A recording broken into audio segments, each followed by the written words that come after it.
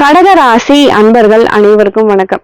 கடகராசி அன்பர்களுக்கு ஒரு நல்ல விஷயம். கடகராசிக்காரங்கள் என்னைக்குமே கண்மூடித்தனமா யாரையும் நம்பக்கூடாது. இது முதல் பாயிண்ட், முதல் விஷயமே இதுதான். கண்மூடித்தனமா யாரையும் நம்பாதீங்க. அதாவது கண்மூடித்தனமா யாரையுமே நம்பாதீங்கன்னு சொல்றீங்களே அப்படின்னா என்னன்னு உங்களுக்கு டவுட் இருக்கும். கண்ணை திறந்துட்டு இருந்தாலே யாரையுமே நம்பக்கூடாது. கண்ணை திறந்துகிட்டே ஒருத்தவங்களை நம்பி பணம் கொடுத்தாலோ பொருள் கொடுத்தாலோ இல்ல நீ இதை செஞ்சு கொடுன்னு கேட்டாலோ டாட்டா பாய் பாய் சொல்லிட்டு போயிடுறாங்க. அதுக்கும் மேல நம்ம கண்ணை மூடிக்கிட்டு ஒரு நம்பிக்கை வச்சு இல்ல அவங்க ரொம்ப நல்லவருங்க, நல்ல மனுஷங்க, அவர் எப்படி செஞ்சிருவாருங்கன்னு சொல்லிட்டு அறிவை கொண்டு நம்ம முயற்சி பண்றோம் பாத்தீங்களா, அது சுத்தமா இப்போ இருக்காது. அப்போ உங்களுக்கு விஷயம் புரியுதா? நீங்க யார்கிட்டயும் ஒரு பணம் கொடுக்கறதா இருக்கட்டும், பேசுறதா இருக்கட்டும், ஒரு ரெக்கார்டு பூர்வமா பேசுங்க, இல்ல நம்பர் வாங்கிக்கோங்க. எதுவுமே ஒரு ஒப்புதல் இல்லாம, ஒரு பேப்பர்ல கையெழுத்து இல்லாம எதையுமே செய்யாதீங்க. கடகராசி அன்பர்களுக்கு இப்ப நான் சொல்லிக்கிட்டு இருக்கிறது ரொம்ப ரொம்ப ரொம்ப முக்கியம். கடகராசி அன்பர்கள் சில நேரத்துல கோழைத்தனமா முடிவெடுக்கக்கூடிய வாய்ப்புகளும் இருக்கு.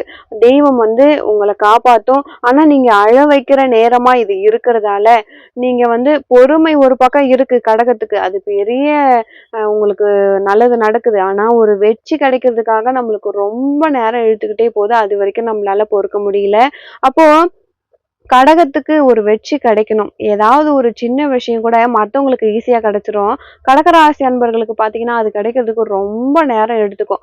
அதுக்குள்ள என்ன ஆகும்னா, அவங்க மனக்குழப்பத்துக்கும், மனவேதனைக்கும் ஆளாகிடுறாங்க.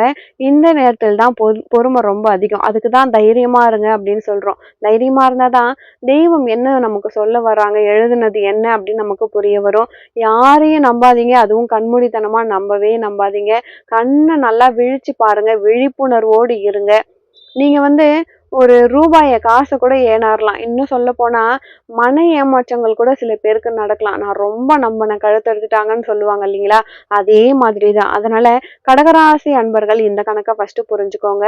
அடுத்து இன்னொரு விஷயம், குரு உங்களுக்கு உச்சம் பெற்றிருக்காரு. உங்களுடைய ராசியில சந்திர பகவான் ஆட்சி பெற்றிருக்காருங்க. கடகராசி அன்பர்களை பொறுத்த வரைக்கும் சந்திரன் ஆட்சியில இருக்கிறதால உங்ககிட்ட ஒரு வில் பவர் இருக்கும். நான் முடிச்சிடுறேன், நான் செஞ்சிடுறேன், இதுதான் உங்களுடைய பலம். முதல்ல உங்களுடைய பலத்தை தெரிஞ்சுக்கோங்க.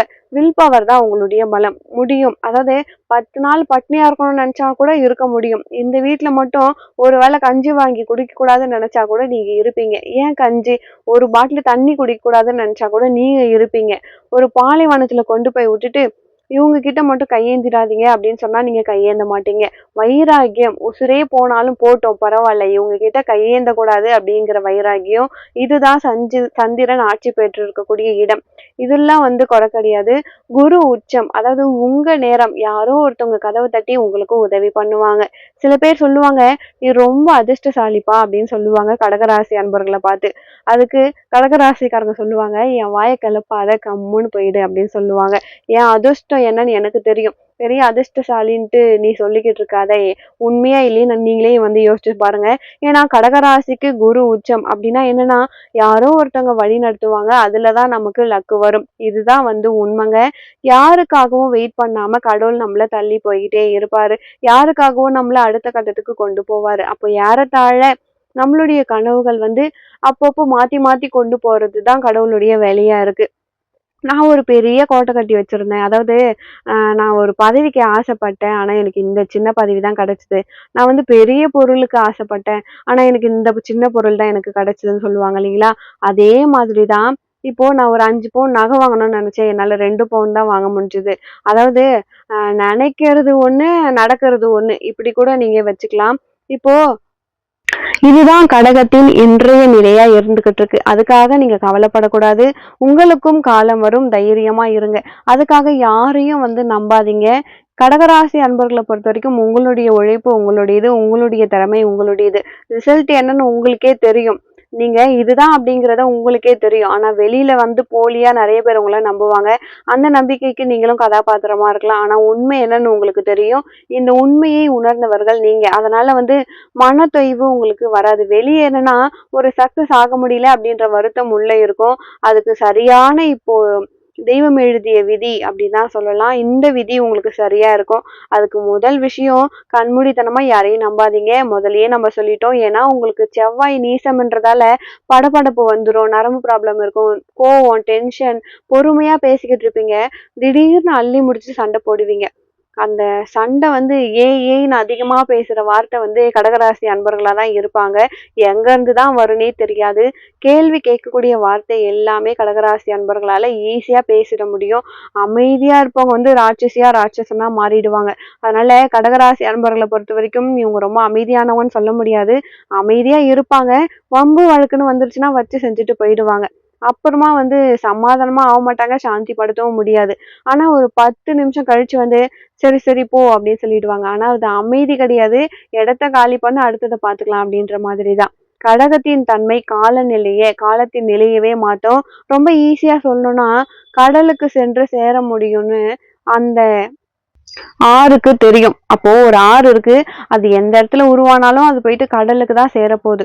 கடகராசி அன்பர்களுக்கு தெய்வத்தின் கணக்கு இந்த ஏப்ரல் 27க்கு பிறகு கண்டிப்பா வந்து நல்லது நடக்குங்க. நீங்க வந்து யாரையும் நம்பாதீங்க. அடுத்தது ஒரு சிம்பிளா ஒரு விஷயம். இப்போ ஒரு ஆறு, அந்த ஆறு வந்து கடலுக்கு தான் போய் சேரப்போறோம்னு அதுக்கு தெரியும். அப்போ அதுக்கு ஆட்சிக்கு ஆல்ரெடி தெரிஞ்சிருக்கு. ஆனா அது போறதுக்குள்ள அந்த காட்டாற்று வெள்ளம் இருக்கும் பாத்தீங்களா, அது திடீர்னு அடிச்சிரும். அப்போ ஆத்தோட நிலையே மாறிடும். இதுதான் வந்து கடகராசி அன்பர்களின் நிலை. நீங்க ஒரு விஷயத்த நிச்சயமா அடைய முடியும். ஆனா அதுக்கிடையில நிறைய சொதப்பல்கள், நிறைய பிரச்சனைகள் இதெல்லாம் நடக்கும் பொழுது நம்ம ரொம்ப நிலை குலைஞ்சிருவோம். அப்போ காலம் உங்களுக்கு நண்பனாக இருந்து அந்த காலம் உங்களை வழி நடத்தி செல்லுங்க. இதை நம்புங்க. இதுக்கு நீங்க முருகப்பெருமான் வழிபாடு பண்ணணும். சுப்பிரமணிய சுவாமி வழிபாடு பண்ணியே ஆகணுங்க. முருக கடவுள் முடிஞ்சா பழனி இல்ல திருச்செந்தூர் தரிசனம் பண்ணுங்க. இந்த ஏப்ரல் 27க்குள்ள நீங்க ரொம்பவே கவனமா இருக்க வேண்டிய நேரம். யாரையும் நம்ப வேண்டாம். இதுதான் வந்து தெய்வம் எழுதிய தீர்ப்பு மாதிரி. நீங்க என்னைக்குமே தைரியமா இருங்க. தைரியமா இருக்கிறது தான் உங்களுடைய லட்சணமே. வேற எந்த விதத்திலுமே உங்களுக்கு குறைவு இல்லை. ஏன்னா நிச்சயம் உங்களுடைய லட்சிய பாதை, லட்சிய பயணம் வெற்றி பெறுங்க. இடையில ஒரு காட்டாற்று வெள்ளம் மாதிரி வரும். ஆனா காலம் வந்து அதை சமாளிக்கிறதுக்கான தன்மையை உங்களுக்கு கொடுக்கும். அதை சமாளிச்சு நீங்க வெற்றியும் பெறுவீங்க. கவலைப்படாதீங்க. நீங்க வந்து முருகன் துணை உங்களுக்கு இருக்கு. அதனால கண்டிப்பா உங்களுக்கு நல்லது மட்டுமே நடக்குங்க. எதை நினைச்சும் நீங்க வந்து கவலைப்படவே படாதீங்க. எல்லாமே மாறப்போகுது. நீங்க எதிர்பார்த்த வாழ்க்கை உங்களுக்கு கிடைக்க போகுது அப்படின்னே சொல்லலாம். ரொம்ப நாளா நீங்க வந்து பண விஷயத்துல ரொம்பவே கஷ்டப்பட்டுட்டு இருக்கீங்க. அந்த பிரச்சனைகள் எல்லாமே வந்து உங்களுக்கு சரியாக போகுது. பொருளாதார ரீதியாகவும் உங்களுக்கு ஒரு நல்ல மாற்றம் வரும் அப்படின்னே நம்ம சொல்லலாங்க. நீங்க ரொம்ப நாளா வந்து அடுத்தவங்களுக்காகவே இவங்களுக்கு நான் இதை பண்ணணும் அப்படின்னு சொல்லிட்டு நீங்க ஆசைப்பட்டுக்கிட்டே இருந்தீங்க. ஆனா அவங்க வந்து உங்களை நிராகரிச்சுட்டே இருந்தாங்க. நீ எனக்கு எதுவுமே பண்ண வேணாம் அப்படின்னு சொல்லிட்டு. ஆனா இப்ப அந்த காலம் எல்லாம் மாறி அவங்க வந்து உங்க கையில வந்து கெஞ்சுற மாதிரி, இல்ல நீங்க எனக்கு இதை பண்ணி கொடுங்க அப்படின்னு கேட்கிற அளவுக்கு காலம் மாறப்போகுது. கடவுள் உங்க பக்கம் இருக்காரு. கண்டிப்பா உங்களுக்கு நல்லது மட்டும்தான் நடக்கும். எதை நினைச்சும் நீங்க கவலையே படாதீங்க. முருகன் வழிபாடு செய்யுங்க. முடிஞ்சா கோவில் செவ்வாய்க்கிழமைக்கு முருகன் கோவிலுக்கு போயிட்டு நெய் விளக்கு போட்டுட்டு வாங்க. 6 நெய் தீபம் போட்டுட்டு வாங்க. இல்ல என்னால செவ்வாய்க்கிழமை போக முடியாது அப்படின்னா மாதத்தில் வருகின்ற கிருத்திகையில போயிட்டு வாங்க, சஷ்டியில போயிட்டு வாங்க. ஏதாவது ஒரு நாள் போயிட்டு வாங்க. நீங்க போயிட்டு வரும் பொழுது கண்டிப்பா உங்க வாழ்க்கை மாறும். நல்லது மட்டுமே நடக்கும். இந்த பதிவு கடகராசி அன்பர்களுக்கு ரொம்பவே பயனுள்ளதா இருந்திருக்கும்னு நினைக்கிறேன். வீடியோ பிடிச்சிருந்தா மறக்காம நம்ம சேனலை சப்ஸ்கிரைப் பண்ணி வச்சுக்கோங்க. மீண்டும் ஒரு நல்ல பதிவில் உங்களை சந்திக்கிறேன். நன்றி.